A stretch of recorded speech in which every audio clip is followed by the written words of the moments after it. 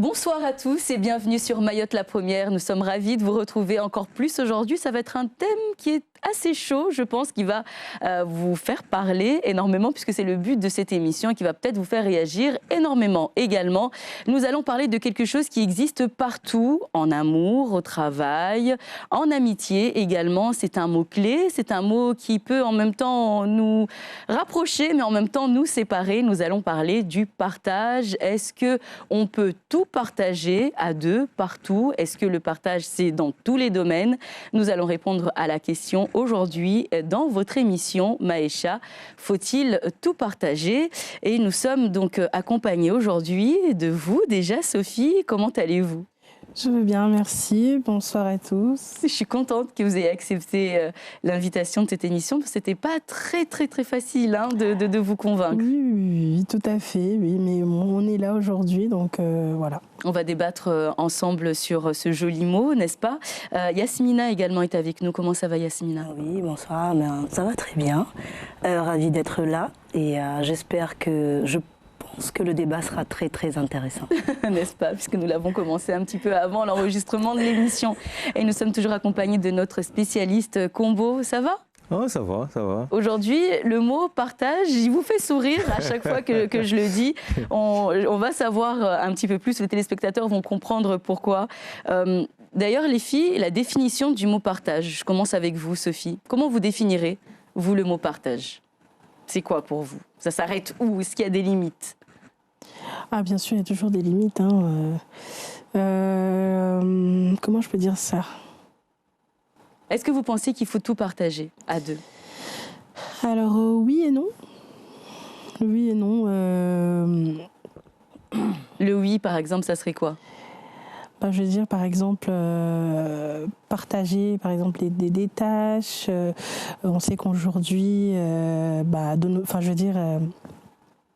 À deux, il faut quand même s'entraider, à savoir que si par exemple le couple il travaille, par exemple mon mari travaille, on finit tous les deux, par exemple à 18-19 heures, on arrive à la maison, donc forcément on s'entraide. Donc lui, il peut m'aider dans mes tâches, par exemple pour faire à manger, voilà, tout simplement. Ça on partage. Qu'est-ce qu'il ne faut pas partager alors? C'est... L'amour? Oui, moi je les factures, j'en sais rien. Ce qu'il ne faut pas partager. Les sorties, qu'est-ce qu'il ne faut pas partager? C'est gros quand même, je ne sais même pas comment. C'est vrai? Ouais. On peut revenir à la fin après. Oui, je préfère. On revient après? Je préfère. On reviendra après alors sur ce qu'il ne faut pas partager. Peut-être que Sophie va prendre, Sophie va prendre le temps aussi de réfléchir là-dessus. Yasmina, on partage tout ou pas quand on est à deux?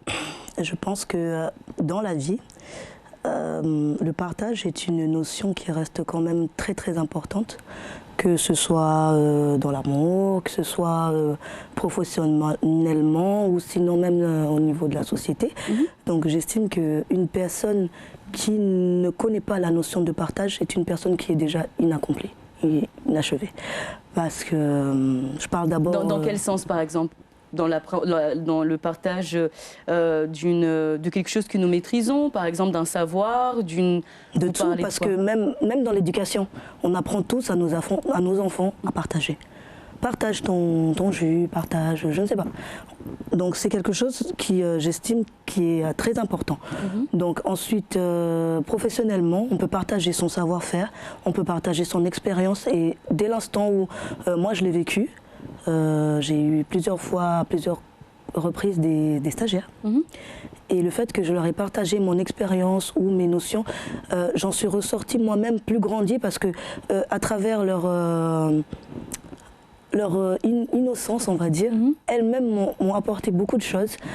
Et donc je pense que le partage, c'est une chose qui est très importante pour nous structurer.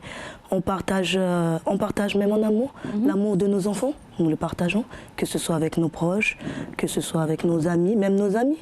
C'est pas seulement une question de voilà, couple. pour vous, le partage, c'est au quotidien. C'est universel. Et dans le couple, à deux? Est-ce que on doit tout partager? Est-ce que il faut absolument tout partager? C'est-à-dire, je sais pas, on partage déjà le quotidien, la maison, on partage les difficultés, on partage peut-être le fait de garder les enfants, mais est-ce qu'il faut tout partager? Ou est-ce qu'il faut avoir un petit jardin secret dans lequel on ne laisse rentrer personne, que ce soit l'homme ou la femme, hein? Oui. Alors je pense que, partant de la notion que le partage c'est quelque chose d'universel, un couple qui ne partage rien, bon, je ne pense pas qu'il ira très très loin. Maintenant, un couple qui partage tout, je pense que ça enlève cette notion de mystère qui induit la séduction, qui induit beaucoup de choses. Parce que dès l'instant où on connaît une personne à 100% ou même à 200%, parce qu'on partage tellement... Vous, dans votre couple, vous partagez tout? Non, pas forcément. Mais on va dire... Qu'est-ce que vous ne partagez pas, par exemple, dans votre couple? Est-ce que c'est vos petits moments à vous? J'ai certaines passions, effectivement, que mon conjoint ne partage pas. Qu'il ne partage pas parce qu'il n'aime pas ou parce que vous l'emmenez pas dans... Parce qu'il n'aime pas. D'accord. Mais vous, ça ne vous dérangerait pas? Ça ne me dérangerait pas, mais bon, après, j'ai des moments, que ce soit avec des copines ou des choses Donc qui vous avez quand même vos petits moments à vous. Voilà, qu'il a également ces petits moments qu'il garde pour lui, parce que, effectivement, si à un moment on partage trop, je pense qu'on se lasse. On se lasse. On va faire réagir tout de suite notre sociologue, notre spécialiste qui est avec nous. Donc ça veut dire, juste mesdames, avant de donner la parole à notre spécialiste, vous acceptez aussi dans l'autre sens que l'homme, il ait ses petits moments à lui, qu'on ne soit pas obligé de l'appeler, tu es où, tu es avec qui, tu fais quoi, s'il n'a pas envie de partager ses petits moments. On accepte ou pas? Ça dépend du coup. Ça dépend. On va voir avec notre spécialiste. On met beaucoup de guillemets, on dit de conditions, on va dire peut-être. On fait, j'ai mes petits moments, mais voilà, lui, il ne faut pas... Qu'est-ce qui se passe dans la tête ou dans le couple lorsqu'on parle du partage? Avant de répondre à la question, c'est d'abord revenir sur le mot, sur le sens de partage. Le partage dans la société mahoraise, c'est d'abord la notion d'entraide, de solidarité qui est vraiment l'ancrage de la société mahoraise. Et c'est vrai que même dans la société mahoraise, on a parlé tout à l'heure de l'enfant. Lorsqu'une mère qui ne peut pas avoir d'enfant, on partage l'enfant, on lui confie un enfant pour qu'il ait ce statut social. Donc déjà, il y a ça. Et on va jusqu'à là. Dans le droit français, on parle d'adoption, mais dans la société mahoraise, c'est ancré. Une mère qui ne peut pas avoir d'enfant, on lui confie un enfant, on lui donne un enfant. Donc ça va loin. Ça va loin dans les représentations. Mais c'est aussi venir en aide aux personnes nécessiteuses. Le voisin, c'est lui qui n'a pas, on lui dit caribou, vient, on lui donne, voilà. Et c'est d'abord ça. Après, maintenant, dans le couple d'intime, ça concerne deux personnes qui se sont choisies, qui se sont rencontrées d'abord, et ensuite, ils définissent. Enfin, il y a quand on est en couple, déjà, il y a l'idée que tout le monde doit assister. Donc, du coup, la famille est là. Les deux familles se rencontrent, et ensuite, ils font des choses ensemble. Ils font le manzaraka, et c'est là, déjà, il y a le partage, parce que les uns et les autres les amènent. Après, parfois, le partage est parfois peut-être déséquilibré par rapport à ce que les uns et les autres donnent. Déséquilibré dans quel sens? Plus chez l'homme que chez la femme ou... Ça dépend. Je vous ai posé la question en même temps, voilà, je pense que nous sommes tous d'accord sur... Il y a toujours la notion de la famille de l'homme qui vient. Voilà, et après parfois on attend toujours que nous on a donné beaucoup d'argent, mais est-ce que ça vaut vraiment le coup? On a fait beaucoup de dépenses et puis voilà. Ça commence déjà dès le mariage en lui-même. On arrive toujours, et donc du coup, parfois ça peut, notamment par rapport à la conception moderne de mariage, enfin de manzaraka, parfois ça peut déjà mettre en difficulté le couple. Voilà. C'est-à-dire d'emblée, en fait, on met déjà... Aujourd'hui, il n'y a pas cette égalité de partage dès l'entrée du mariage. Parce que rien que le fait qu'on dit, ou en tout baba, la famille de l'homme, c'est eux qui doivent dire leurs intentions, leurs vœux. Voilà. Alors que, notamment, justement, l'idée de mariage, c'est de dire, on se mélange, on se complète, et donner l'autonomie à ces deux personnes qui s'aiment pour pouvoir vivre heureux. Et je pense aussi que dans ce partage, il faut qu'il y ait cette condition de bonheur, de bien-être. Est-ce que c'est quelque chose que l'homme garde, que le partage, c'est quelque chose de bien-être dans son couple, ou est-ce que c'est plutôt vu comme si c'était de devoir se justifier en fait, parce que partager, c'est peut-être se tenir informé. Après, c'est la définition de chaque personne de comment il conçoit sa vie de couple. Maintenant, il y a des configurations, il y a des rôles qu'on se donne. Parfois, l'homme qui veut montrer sa virilité, qui veut montrer que c'est lui, qui n'est pas un bonjour madame, en général, il joue un rôle. Et donc, du coup, il fait les VSD, par exemple, les vendredis, samedi, dimanche. Vous connaissez pas? Vous connaissiez, vous, les filles? Oui. Voilà, donc il y a des gens, il y a des hommes qui font des VSD, c'est-à-dire que dès vendredi, ils sont pas à la maison et ils ne reviennent que dimanche, voire lundi. Vous voyez? Et donc, du coup, ils vont partager d'autres choses ailleurs. Vous voyez? Et après, les gens, ils acceptent. Il y a des femmes qui acceptent ces VSD. Voilà. Comment vous connaissez ce terme, vous, Yasmina? Parce que vous dites que vous connaissez. Moi, j'ai jamais entendu parler de ça. Franchement, je l'ai appris. Merci. C'est regrettable, mais je l'ai appris grâce à une amie qui, justement, a vécu ce type d'événement ou de non-événement, on ne sait pas trop comment appeler ça, où ça allait jusqu'à ce que la personne elle éteignait son téléphone. Et c'est quand même un père de 4 enfants, je crois, dont 2 en bas âge. Et aucune nouvelle. De vendredi matin, il partait au travail, elle le revoyait que dimanche soir. Et après, il y a la vie qui continue, quoi. Comme si de rien n'était. Oui, tout à fait. C'est fou quand même, hein, de revenir le lundi matin. Coucou. Non, dimanche, en mode, il sortait de Voulé. Donc je ne vous explique pas l'état dans lequel il était. Forcément, on ne partage pas le Voulé. Mais est-ce que, si on revient, moi je ne défends pas les hommes ce soir, mais si Yasmina, je vous ai écouté tout à l'heure, vous aussi Sophie, vous avez dit qu'on peut partager, mais on ne partage pas tout. Est-ce que c'est VSD? J'adore. J'adore le terme. Est-ce que c'est pas justement le petit moment où l'homme il a besoin aussi de souffler, ou ces petits moments à lui? Nous les filles, peut-être que nos moments à nous ne sont moins VSD, on va dire, sont moins compliqués.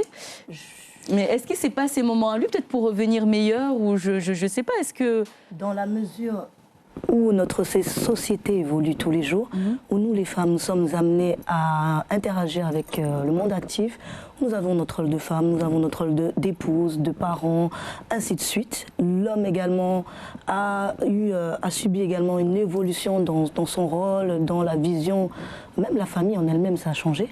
Donc je pense qu'on a tous besoin. Mais il y a certaines personnes qui se montrent quand même égoïstes, dans le sens où, à un moment donné, elles se disent oui, la société a évolué, tu es une femme, on partage les factures, nanana, et puis à un moment, rétro-marche arrière, en fin de compte, je suis l'homme, j'ai tort, j'ai raison, j'ai tort.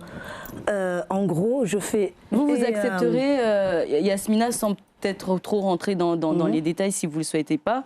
Est-ce que votre homme, si vous êtes amoureuse d'un homme comme ça, vous accepteriez, parce que peut-être qu'on fait aussi la différence entre sa personnalité, ce que vous ressentez pour lui, s'il ne veut pas tout partager avec vous, s'il vous dit tu seras la femme la plus heureuse, mais j'ai mes moments de VSD que je ne partagerai pas avec toi. Non. On accepte ou pas? Non. Il peut avoir ses moments avec ses amis. Le mariage, le couple, c'est pas une prison. On peut tous sortir, aller faire ce qu'on veut, il n'y a pas de souci. On se fait confiance, parce que si on ne se faisait pas confiance, on ne serait pas en couple avec cette personne-là. Donc j'estime qu'on peut tous aller vaquer à nos occupations. Mais non, partir 3 jours sans même « allô, ça va ?» non. Donc, non. Mais ça n'a rien à voir avec la confiance, alors? Ça n'a rien à voir avec une liste. Ça a plutôt à voir avec un manque de respect. Pour moi. Vous le qualifiez aussi comme ça? Moi, c'est pareil. C'est un manque de respect flagrant et total, parce qu'on estime que, par exemple, la personne a ce séquence sa vie. C'est ça. Partir 3 jours, c'est... Mais si par exemple, parce que je vais faire réagir aussi Combo tout à l'heure, lorsqu'on parle de partage par exemple à 2, il y a des activités aussi auxquelles on peut partager, être bien, être heureux à 2, c'est-à-dire les moments qui nous font du bien, les partager à 2, aller en voyage ensemble, aller au restaurant ensemble. Si l'homme que vous aimez aujourd'hui n'a peut-être pas forcément a honte, parce que je ne sais pas, tout à l'heure, le sociologue va nous en dire un petit peu plus, il a honte de les partager avec sa femme parce que ça ne se fait pas dans notre société. On accepte ou pas? Est-ce que c'est pas parce qu'il ne partage pas ça que... Jusqu'où s'arrête la notion pour vous deux? Hein, c'est souvent difficile parce que moi j'ai aussi des amis qui sont dans ce cas-là aussi. Moi personnellement, non, j'ai pas vécu ça et voilà. Vous avez besoin de tout partager? J'ai besoin de... Ces petits moments... Ces petits moments, j'ai besoin de ces petits moments parce que c'est vrai qu'il faut le dire, hein, les femmes ont besoin de disponibilité. C'est ce qui est très important dans le couple. La disponibilité, les petits mots, les petits messages par-ci, par-là. L'appeler dans la journée, savoir comment elle va, si tout se passe bien, tout ça. C'est des petites attentions qui font on va dire, le baume de tout, en fait. Ça fait plaisir. Et malheureusement, ça... C'est pas là. C'est pas là. Ça n'existe pas beaucoup. Ça n'existe pas beaucoup. Donc s'il ne le fait pas avec nous, peut-être qu'il le partage... Vous pensez qu'il le partage avec quelqu'un d'autre? Avec quelqu'un d'autre? Oui, forcément. Enfin, souvent, on se dit ça, mais souvent, c'est le contraire aussi. C'est une question d'habitude. C'est comme ça. Il ne prend pas de nouvelles. Voilà. Et puis, tu l'appelles, tu dis, ça va? T'es là? Donc, vous partagez tout. Vos secrets, c'est important de n'avoir... Même les secrets? Alors moi, personnellement, oui. Enfin, je veux dire... Je lui cache rien. Il est au courant de beaucoup de choses. Yasmina, on dit tout aussi? Il ne faut pas avoir... Parce qu'il y a certaines choses qui sont tues l'amour. Il faut quand même rester quand même rationnel. Qu'est-ce qui, par exemple, pourrait être un tue-l'amour qu'il ne faut surtout pas partager à deux? Le nombre de conquêtes qu'on a eues auparavant, par exemple, je ne sais pas, vous. Il y a beaucoup d'hommes qui n'aiment pas savoir. Ah ouais, c'est pas... Il y a beaucoup d'hommes qui n'aiment pas. Après, je ne généralise pas, mais il y a beaucoup d'hommes qui ne souhaitent pas savoir. Maintenant, je pense que il m'est arrivé d'avoir une de mes connaissances qui n'aimait pas. En fait, c'était un mariage de type, comment dirais-je, mixte, on va dire. Et les parents n'étaient pas forcément d'accord. Mais la mère a fait un forcing, c'est passé. Mais le père, il avait... et la personne, elle racontait tout le temps à son mari, mon père a dit ceci sur toi, patati patata. Et à un moment donné, le monsieur, malgré tout l'amour qu'il avait, ça a quand même tué son amour, entre guillemets, ou du moins ça l'a tassé un peu. Donc, alors, je vais vous poser une série de questions et après, promis, je vous donne la parole, Combo. Vous me dites si vous partagez ou pas, ça, tout simplement. Oui ou non. Est-ce qu'on partage, comment dire, est-ce qu'on partage les enfants? Oui. On partage le cinéma? Oui. On partage les sorties? Oui ou non. On partage le téléphone? Oui, on peut le partager. Non, le oui est sorti très difficilement. On peut partager le téléphone? Oui, on peut le partager. On peut partager le téléphone? Oui. On partage la carte bancaire? Non. Non, d'accord. Combo, on réagit comment sur la notion, nous, qu'on donne sur ce plateau du mot partage? Quand on a posé la question tout à l'heure, est-ce que l'homme aussi a cette habitude-là de tout partager? Est-ce que c'est aussi bon de devoir tout partager dans le couple? Moi, je pense que tout dépend de la définition que les gens se font du couple. Et ce qui est vraiment important, c'est est-ce qu'on est maintenant dans la nucléarisation du couple à Mayotte, ou bien c'est encore le collectif qui décide, qui a un regard. Une fois si on est dans le côté aspect moderne de type occidental, en général, les gens, quand ils se mettent en couple, parce qu'il y a un élément essentiel centralisateur, c'est l'amour. Une fois qu'on se dit que c'est notre moitié. Voilà, parce qu'on dit ça. Si on dit c'est notre moitié, ça veut dire qu'on veut partager une part de nous par rapport à l'autre. Donc du coup, voilà. Et dans le couple, ce qui est le plus important, c'est la complémentarité. L'idée que l'autre, c'est notre miroir. On se voit à travers l'autre. Et une fois qu'on est dans cette logique-là, de toute façon, le partage, c'est l'élément centralisateur du bonheur. Voilà. Et après, il faut avoir l'intention de se dire, on veut se rendre heureux. Et dans chaque instant, de tout l'instant de la vie, que ce soit prendre des nouvelles chaque jour, enfin tous les jours, partager, voilà, donner des nouvelles, les petites attentions, partager les loisirs, partager l'histoire de l'égalité. Mais après, quand on regarde la réalité, à Mayotte, ça peut être beaucoup plus compliqué parce que la réalité sociale veut qu'à un moment donné, on est dans des catégories. L'homme, il a des fonctions, la femme a des fonctions, et souvent, par ces fonctions-là, on ne se donne pas justement cette chance de s'aimer, d'être heureux ensemble. Et donc du coup, les gens vont être dans des configurations. Moi, je ne veux pas que mes amis pensent que je suis, encore une fois, un bonjour madame. Je ne veux pas, voilà. Et donc moi aussi, je ne me laisse pas faire. Après... Donc ça veut dire qu'il y a des choses que l'homme ne s'autorise pas à faire, non pas parce que c'est pour lui, mais c'est à cause des autres. Du regard de l'autre. Yasmina a dit que c'est par fierté. Par fierté, par orgueil. Et par rapport au regard que les autres ont. Vous pouvez tomber sur un homme qui, dans les moments intimes, c'est-à-dire dans le cercle familial, il est différent. Est-ce que vous avez connu ce genre de personne dans votre vie à vous, personnellement, par exemple, une personne qui était différente? Qui était différente, parce que je ne vais pas employer des mots, qui était différente avec vous seul, et qui était différent lorsqu'il y a les amis. Il va vous appeler bébé quand vous êtes à la maison tout seul, et il va vous appeler Yasmina devant les amis. Enfin, on rigole, mais c'est ça à peu près. On rigole, mais bon, je n'en suis pas arrivée à cet extrême-là. Mais effectivement, donc c'est une personne que vous ne laissez pas du tout rentrer dans votre vie, ce genre de personne? Je l'ai vu. Je ne l'ai pas vécu, mais je l'ai vu. Parce que bon, c'était des personnes qui étaient plus âgées que moi, mais je le voyais, et c'est effrayant. Hein. C'est très effrayant.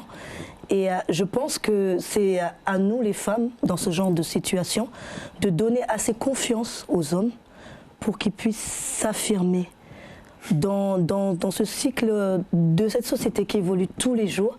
Parce qu'on doit faire un mix entre notre société traditionnelle et la société dite occidentale ou étrangère, parce qu'on dit occidentale, mais il ne faut pas oublier que Mayotte est en train de devenir un melting pot où il commence à y avoir vraiment de... On est mélangé. Voilà, c'est pas qu'occidental. Donc ça serait à nous, je pense, on a toujours eu dans la société mahoraise un rôle, nous les femmes, précurseurs. Donc ça serait à nous d'aider nos hommes à s'affirmer. Et à être capable de partager pour vous. Et à être capable de partager dans la mesure, bien sûr, du raisonnable. Sophie, est-ce que vous pensez que le partage serait différent chez vous, pour vous, en étant à l'extérieur qu'à Mayotte? Oui. Oui? Clairement, oui. Dans quel sens? En quoi il serait différent? Puisque si on vit de la même façon, pourquoi est-ce que vous pensez que Mayotte apporte une autre définition au mot partage? Il y a beaucoup de contraintes en fait. Il y a tellement de oui, il faut pas faire ci, oui, il faut pas faire ça. Et il y a aussi les traditions, aussi tout simplement. Comment est-ce que je peux dire ça? C'est un peu délicat. Mais je veux dire, moi, par exemple, je me vois bien, quand je suis à La Réunion, par exemple, avec mon mari, c'est un peu mieux qu'ici. Parce qu'ici, en fait, si tu veux, moi, je suis une personne, je regarde trop les gens, en fait. Et c'est vrai que des fois, je fais en fonction, c'est un peu, voilà, c'est un peu je veux le dire, mais je fais en fonction des gens. J'ai peur, en fait, des regards des gens, qu'est-ce qu'ils vont penser, si je fais ça, Donc, des fois, je me mets des freins par rapport à ça. Et donc, par exemple, quand je suis à l'extérieur, je n'arrive pas, en fait, à avoir le déclic de lui prendre la main, par exemple, devant les gens. Mais voilà. Donc si on a envie à l'extérieur, vous avez plus confiance de partager tout ce qui est petits gestes, tout ce qui est petite attention. Et à Mayotte, non, on a peur d'être dans ce sens-là. Moi, personnellement, oui. Après, lui, pareil, à peu près. Mais après, quand, par exemple, il vient, par exemple, à mon boulot, il m'appelle bébé, enfin voilà, chérie. Devant la famille aussi? Oui. Devant les amis? Par contre, oui. Ça, par contre, ce côté-là, il n'y a pas de souci. Même devant les amis? Même devant les amis, donc ça n'a jamais changé, ça a toujours été comme ça. Parfait. Un dernier mot, Combo? Oui, par rapport à cette question, on sait très bien que lorsque les couples se forment en métropole ou pendant les études, les gens ils sont dans une forme de plénitude, de bonheur, et ils partagent tout, ils s'expriment, ils extériorisent tout, et une fois qu'ils rentrent à Mayotte, et souvent les couples se cassent la gueule lorsque les gens rentrent à Mayotte. Et c'est ça. Pourquoi? Parce qu'il y a le regard il y a le regard social, il y a le regard des gens, des uns et des autres. Et c'est ça en fait, il faut s'interroger sur ces questions-là. Qu'est-ce qui fait qu'à Mayotte, aujourd'hui, on n'œuvre pas pour se rendre heureux? Et ça, moi, c'est quelque chose qui m'interroge vraiment. Je pense qu'il faut qu'on s'interroge sur ça. Et aujourd'hui, il faut s'interroger sur la somme des souffrances qui vivent les gens. Et c'est ça. Et parce que si on était dans une forme de légèreté, de dire, voilà, moi, j'œuvre à chaque fois pour rendre l'autre heureux, on n'entendrait pas, et puis on n'entendrait pas tout ça. Et donc, du coup, je pense que les couples, il faut qu'ils se définissent eux-mêmes. Qu'est-ce qu'ils veulent, voilà, qu'est-ce qui fait leur équilibre, et à partir de là, rendre l'autre heureux. Mais la projection aussi se fait par rapport aux enfants, par rapport à l'entourage, et à un moment donné, pour pouvoir dire non, moi je me définis, je définis mon couple sans le regard de l'autre. Et ça, c'est quelque chose d'important. Moi, j'entends aujourd'hui que même les couples métropolitains, quand ils viennent à Mayotte, il y a tellement de tentations qu'ils se cassent la gueule. L'île de la tentation, ça existe, voilà. Alors c'est à Mayotte? Ah oui, oui. Ça sera le sujet, un autre sujet. Mais pourquoi vous dites que c'est l'île de... C'est ça, mais en fait, il n'y a pas photo, franchement, comme M. Combo l'a dit tout à l'heure. Les couples, même les couples métropolitains, quand ils arrivent ici, ben, ils se cassent la gueule. Moi, j'en connais pas mal où c'est... Vous, les choses ont changé, par exemple, pour toutes les deux, chacune de votre côté. Est-ce que vous avez vécu aussi à l'extérieur? Est-ce que les choses ont changé arrivé à Mayotte? Pas forcément, parce qu'en fait, moi personnellement, j'ai pas vécu énormément en métropole. J'ai juste été pour les études, mais je veux dire, c'est... Mais on sent quand même une différence. Voilà, tout simplement, et d'où le fait que maintenant, je partage mon mari, tout simplement. Donc voilà, je l'ai dit. Et du coup, vous me surprenez parce que vous ne vouliez pas en parler. On me dit que l'émission est finie. Ça aussi, c'était difficile. Ça a été difficile pour vous? Oui, c'était très difficile. Pour vous, c'était la chose qu'il ne fallait surtout pas partager. Il ne fallait surtout pas faire, voilà, tout simplement. Et donc, je pense que c'est une erreur, c'est une bêtise. Voilà, c'est gros de le dire comme ça, mais c'est une bêtise, tout simplement. Et je peux pas dire que je l'ai accepté, mais que j'aime cette personne. Donc forcément, je reste avec lui. C'est une personne avec qui j'ai partagé beaucoup trop d'années. Et j'ai vécu avec lui, j'ai grandi avec lui.